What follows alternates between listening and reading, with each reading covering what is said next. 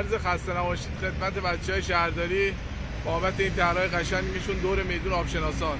خیابون امام رضا هم دیدیم، اونجا هم طرحش خیلی قشنگ‌تر شده بود. خسته نباشید.